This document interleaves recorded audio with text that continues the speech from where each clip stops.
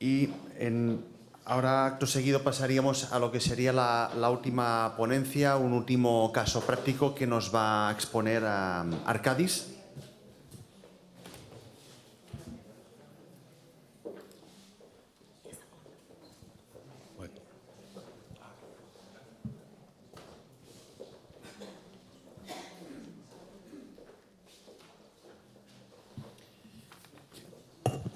La presentación lleva por título Casos de estudio y remediación de PFAS. En este caso corre a cargo de Mark Wagner. Muchas gracias, Mark, por haber accedido a venir desde Estados Unidos para compartir con nosotros vuestra experiencia y conocimiento en esta jornada. Mark Wagner es licenciado en Ciencias Geológicas y vicepresidente de Arkadis en Estados Unidos. Y durante más de 40 años ha asesorado y coordinado la gestión de impactos ambientales en América, incluyendo la evaluación de impactos y el desarrollo de estrategias de rehabilitación en muy distintos sectores. Marc, encantado de poder coincidir contigo en esta jornada y cuando quieras puedes empezar. Gracias. Buenas tardes. Quiero empezar para decir que yo hablo español de México, entonces hay varias palabras que no son iguales, entonces sí podrías ayudarme en el idioma de España entero. Entonces, me encanta su presentación como parte de la presentación que tenemos aquí. Ya estamos usando fraccionamiento también y sirve. Es una buena tecnología y se aplica en varias formas de contaminación. Y como está diciendo, en Australia es bien fijado en esa tecnología. Pero voy a hablar un poco de contaminación, tratamiento y las investigaciones. ¿Más aquí? Ok. Asociado con suelos, pero también agua subterránea. Bueno, es importante que tiene el ciclo de vida de la gestión asociado con contaminación. Es lo mismo con otros compuestos, pero con PFAS es bastante importante que tenemos el clima regulatorio que está cambiando cada año. Por ejemplo, ese mes en Brasil, en el estado de Sao Paulo, ahorita tienen los marcos regulatorios asociados con algunos de los compuestos PFAS y empieza con las investigaciones ahí asociado con más de la industria, también asociado con varias fuentes que existen asociadas con PFAS. Bueno, es importante que estamos protegiendo los suministros de agua potable. En el caso de la industria es importante que tenemos la caracterización del sitio asociado con agua subterránea, de suelos, de comportamiento de flujo de agua y de lixiviación de los PFAS en el ambiente. Entonces es importante que tenemos un bien entendimiento asociado con el modelo conceptual del sitio. Y bueno, hay algunas tecnologías que son tradicionales que podría usar, pero donde quedamos es la investigación, se dice research and development, asociado con nuevas tecnologías que podrían producir y llegar a niveles de limpieza que son bastante bajos, ¿no?, por la normatividad. Entonces, como estoy diciendo, hay algunos que son tecnologías que son maduras, hay más asociado con research and development. Y bueno, esto representa, como se dice en inglés, the sweet spot, donde quedamos con muchos de los proyectos existentes, ¿no? Al fin, lo que se dice, y es importante, por ejemplo, con el suelo, que la estrategia es reducir el volumen de suelo impactado y para una superconcentración, y desde ahí podemos usar tecnologías, por ejemplo, térmicas para un volumen menor.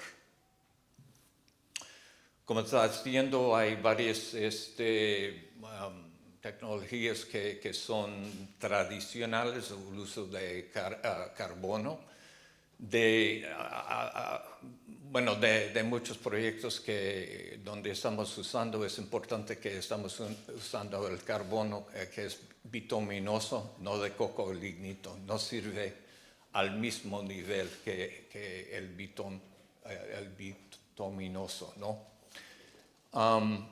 Como está diciendo, hay variable eficaz asociada con los precursores, pero es importante que entendamos que existen los precursores porque se mueve, como Dani está diciendo, que la pluma se puede mover, hay biotransformación y los precursores ya son PFAS. Y si hay una mezcla, por ejemplo, que está diciendo con hidrocarburos, están en la sombra y no tenemos información de qué está pasando.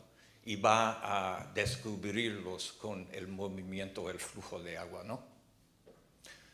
Bueno, también, como está diciendo, hay el uso de resinas para el tratamiento de agua, pero hay un bastante grande CAPEX que está asociado con eso. Pero también estamos usando sistemas híbridos que se usan carbono con las resinas también. Pero hay que cuidarse con el comportamiento, los químicos totales que tenemos en un sitio para que averiguamos que va a servir y no había problemas asociados con el tratamiento, la eficacia del tratamiento. Finalmente tenemos osmosis reversa y sirve por las cadenas largas y cortas de PFAS con eficacia de casi 95% a 99%. Pero como se dice aquí, es muy susceptible a ensuciarse. Entonces hay varios casos en donde tenemos que tratar antes que podamos usar esa tecnología. Y por supuesto, los costos capitales y de mantenimiento podrían ser bastante grandes. Bueno, como estaba hablando Dani de los precursores, es un ejemplo de un base militar en Escandinavia, en donde tenemos compuestos en suelo y en agua subterránea, y por todos nuestros proyectos es importante que tenemos los ensayos asociados con TOP para ver qué son las concentraciones de los precursores. Con oxidación ya tenemos, después del ensayo, un volumen o una concentración más alta, y es importante que tenemos esa información para ver sirve el sistema de tratamiento, qué sería el ciclo de vida asociado con el tratamiento, qué serían los gastos anuales asociados con mantenimiento. Entonces, es un punto medular asociado con el manejo de PFAS en el ambiente. Bueno, ya hablamos de los varios análisis asociados, pero lo que está diciendo que es como el uso de análisis de hidrocarburos como TPH, es un agrupado, ¿no? Lo mismo con TOP, pero es importante que tenemos esa información, como está diciendo. Y pues continúa el US EPA con los varios análisis para verificar si tenemos una directiva bien fijada del proceso de análisis de PFAS. Bueno, voy a hablar un poco de fraccionamiento. Tenemos una alianza con Evocra y muchos de los casos que tenemos están en Australia. Estamos involucrados en varios aeropuertos ahí con Qantas Airlines. en donde están cambiando sus espumas que estaba usando, pero también tiene en las alcantarillas que están alrededor de los aeropuertos, con las aguas pluviales que están bastante contaminados con triple F, ¿no? Entonces, eso es un ejemplo. Estamos en el aeropuerto de Brisbane y lo que pasa es hay una área de investigación alrededor del aeropuerto y había un aviso asociado con PES, asociado con PFAS ahí. Hay el sistema de alcantarilla asociado con el aeropuerto, además de muchas industrias que están ahí. Entonces hay varias fuentes asociadas con PFAS y tenemos que definir la cantidad y cómo vamos a remover los resistentes que tenemos en las tuberías de esa red de aguas pluviales, pero también de esa agua que viene de la industria. Entonces era un proceso de acumulación de las aguas asociado con no sé cómo se dice en español, flushing, lavado de las tuberías, y tenemos como 150 tanques de agua que tenemos que manejar, y había algunos diferentes ensayos asociados para verificar si estamos bien en descontaminación de esas tuberías, ¿no? Al fin tenemos un solvente que estamos usando en muchos de los casos. Es una mezcla de glicol que tiene un comportamiento químico muy similar y eso sirve como un solvente en la descontaminación. Entonces era por el aviso de los PES y lo que está pasando en el aeropuerto era una emergencia. Entonces recibimos permisos en menos de 2 semanas. En 3 semanas estábamos con el sistema en el campo y ya está instalado en 4 semanas ahí.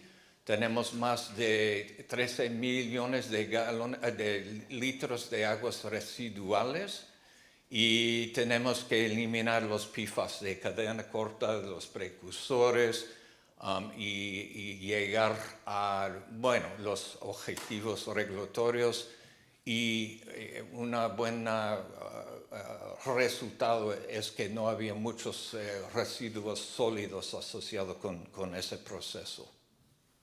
Entonces lo que estamos usando es ozono asociado con como mi compañero está diciendo, con esa espuma que es súper concentrado, ¿no? Entonces, es importante, como estaba diciendo, que había una secuencia de lavada de las tuberías. Empezamos, por ejemplo, solamente con agua y puedes ver la cantidad de PFAS que se reduzca o mueve porque fíjate que el PFAS es pagado a las tuberías por sus características químicas y tienes que quebrar se dice enlace.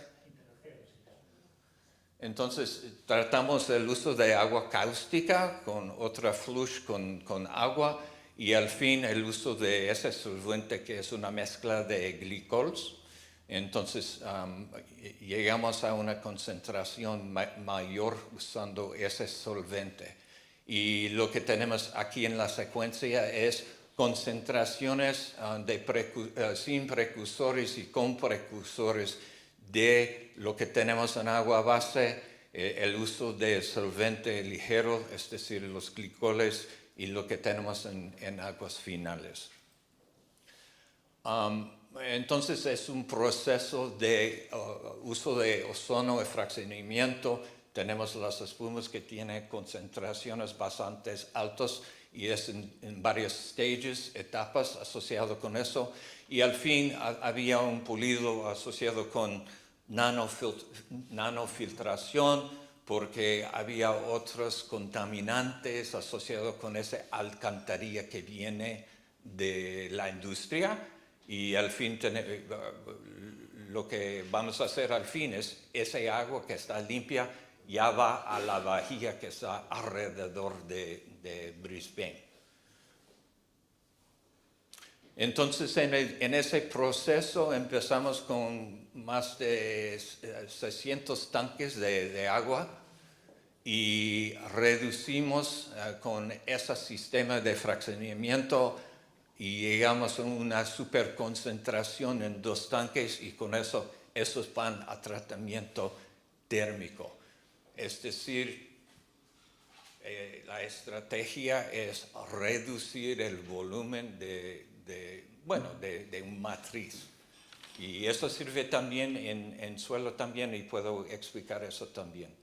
Pero era un buen proyecto, y lo que pasa ahorita tenemos en Europa, en los Estados Unidos y por supuesto en Australia, un sistema así que sirve como nuestro bench scale para pruebas de otros sitios, para averiguar qué sería el comportamiento específico asociado con esa mezcla de agua que existe en un sitio específico. Bueno, en el caso de suelos, hay mucha industria en donde se pone en una celda los suelos que son contaminados con PFAS, con una capa de impermeable, y dejarlo hasta que llega tecnologías que son más beneficio, menos costoso, ¿no? Es una estrategia. En otros estamos, lo que es más tradicional, excavación y pues destrucción térmica. Pero también estamos usando el proceso de lavado de suelo y estabilización y fijación. Muchos de nuestros proyectos que son de Research and Development son asociados con el US Departamento Militar, pero también de NASA, de los cohetes y todo. Ellos tienen bastante dinero y podrían invertir para ver qué va a servir, porque tienen un chorro de sitios predios que tienen PFAS, ¿no? Asociado con contraincendio, o en los aeropuertos asociados con los bases militares, el uso de aceites hidráulicos que tiene PFAS también, ¿no? Entonces, un poco no asociado con el manejo de extracción térmico, porque es más tradicional, pero vamos a hablar un poco asociado con los otros. Lavado de suelo, lo que pasa es, si tienen un volumen de suelo no es homogéneo, ¿no? Entonces hay arcillas, hay gravas, hay arena, y los PFAS son más asociados con los finos. Entonces, si tenemos suelo que tiene grava, arena, podríamos usar un molino para limpiar esa fracción de la litología, quitarlo del volumen en total. Entonces podríamos mover desde allí con un volumen menor asociado con el proceso. Esto es un ejemplo de lo que tenemos asociado con concentraciones, y se podría ver que podríamos reducir el volumen total de contaminación por el proceso de remover los partículas que son más gruesos, ¿no?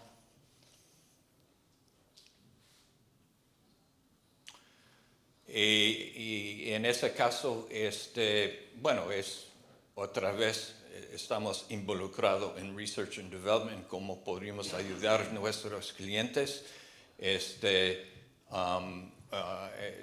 y podríamos decir que el volumen que representa la litología más gruesa demostró más beneficio. Es muy difícil con los finos en el uso de el lava de los sedimentos, ¿no? Otra es el uso, bueno, había en el pasado algunos errores, por ejemplo, en el mercado de oil and gas, que tienen suelos impactados con aceites y van a usar hormigón, se dice en México concreto, pero hormigón para crear un monolito. Pero lo que pasa es con las investigaciones que tenemos, hay lisivación de los PFAS de hormigón, entonces no sirve solo para hacer un monolito, va a continuar con la lisivación de los PFAS. Entonces, estamos usando varios agentes asociados con el hormigón para que se contiene los PFAS asociados con los suelos mezclados con hormigón. Estos son ejemplos de los agentes. Ahorita estamos en pruebas del campo de 3 años para NASA, ahí en Cape Canaveral, para ver qué sirve mejor asociado con eso. Entonces tenemos eventos de muestreo en donde estamos tomando muestras para verificar si queda. Tenemos un sistema con trincheras abajo de esa prueba de campo para que podamos recoger la lisivación para ver qué son las concentraciones que tenemos en el agua, ¿no? Para averiguar que continúa de quedarse en la forma sólida asociada con los suelos. Y también estamos averiguando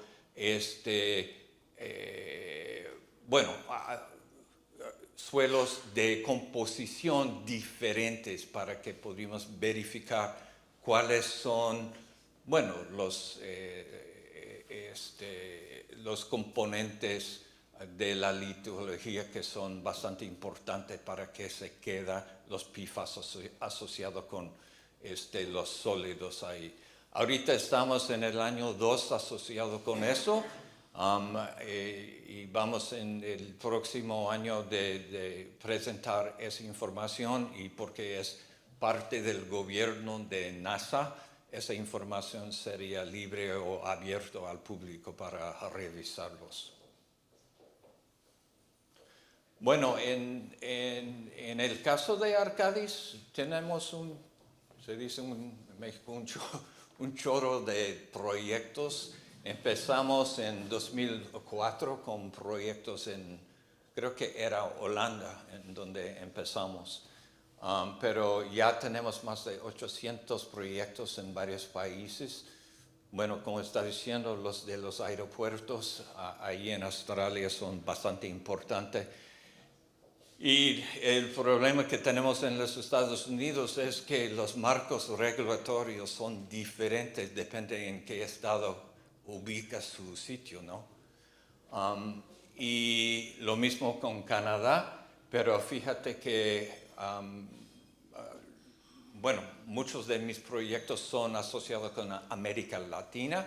Solamente ahorita tienen marcos regulatorios en Brasil, pero nuestros clientes saben que posiblemente ellos tienen obligaciones ambientales asociadas con PFAS y quieres entender una investigación de su comportamiento, sus productos, para verificar qué sería en el futuro su obligación si vienen los marcos regulatorios asociados con un país específico.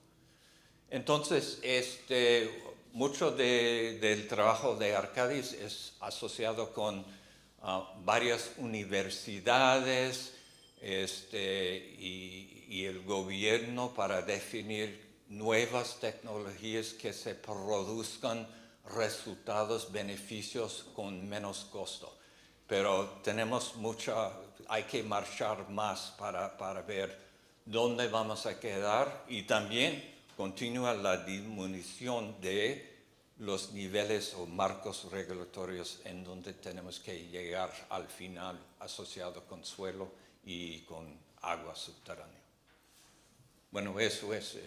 Gracias por su tiempo y bueno, es un contaminante bien importante en el mundo, ¿no? Gracias, Marc.